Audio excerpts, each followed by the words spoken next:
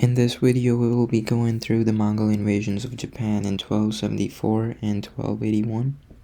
The point of this video is to disprove the popular belief that the Japanese people were defeated by the storms, and although the storms did play a role, but it was not as big as people think they did. We'll go through some evidence, some sources, and I will also put down all of my sources in the description, so if you guys would like to, please check them out. Alright, so the first invasion in 1274. Before the invasion, we should mention that Kublai Khan sent a lot of ambassadors to Japan, which may have not been the best strategy because it just informed the Japanese that a force was coming, pretty much, because they were not going to surrender. And other than that, Kublai Khan is the grandson of Genghis Khan, and he led a campaign in China which turned out really good for him. And let's just get into it.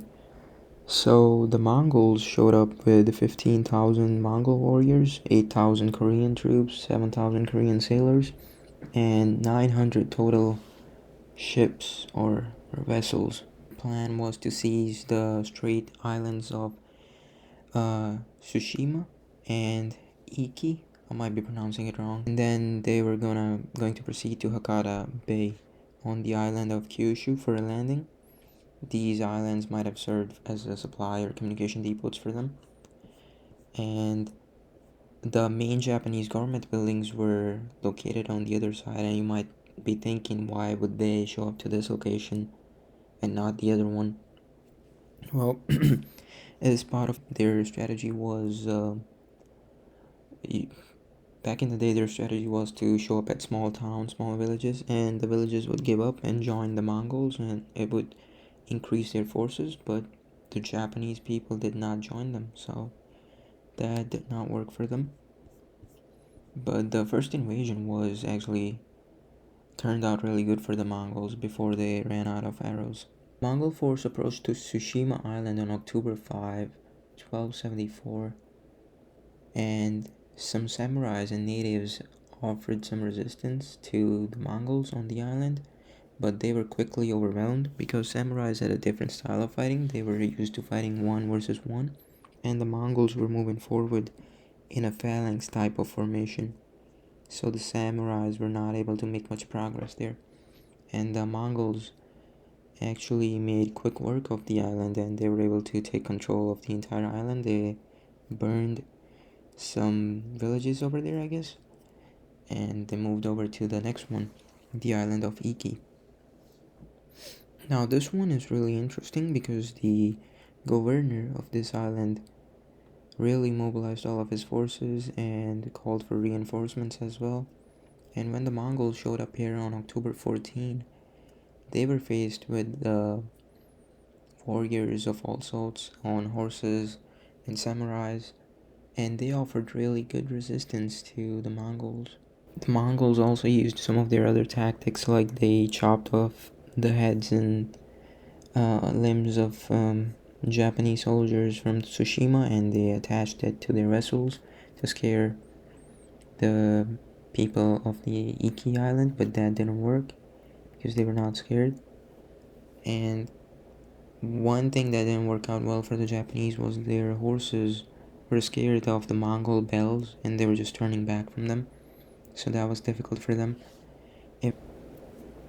So the governor of the island pushed with all of his forces, and it didn't work for him. They offered some really good resistance, but it was not enough, and eventually he moved back to his quarters. He and his family, they all killed themselves, and Mongols were able to take control of that island as well. Then the Mongol fleet arrived at Hakata Bay on October 19, 1274. At this point, the Japanese defense headquarters at the Zai-Fu in southwestern Kyushu had already assembled all available samurai on the island to prepare for the defense.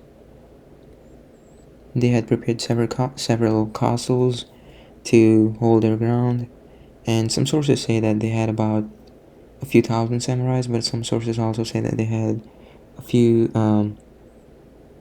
a 102,000. That's a precise number. But anyway, you guys are free to believe whichever one you want to believe. I think they probably had a few thousand. The Mongols unleashed explosives at the Japanese, cutting down the samurai in large numbers. Once again, the samurai were also hampered by the fact that their custom dictated single combat with the Mongols in order to collect heads and demonstrate bravery. The technique proved impractical against a well-coordinated enemy fighting information, so that didn't work out for them, and the Japanese were forced to retreat into their fortifications.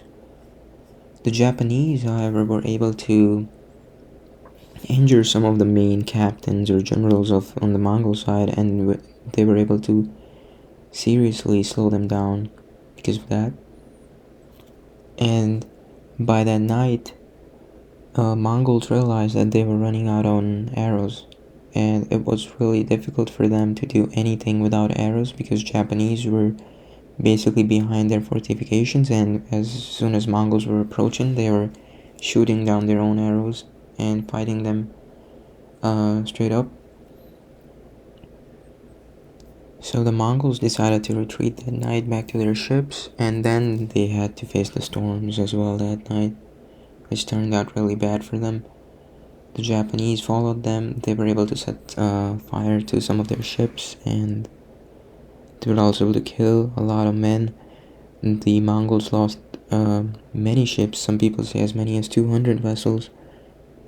They had to do a complete retreat, and it is also said that they lost about 13,000 men from this invasion.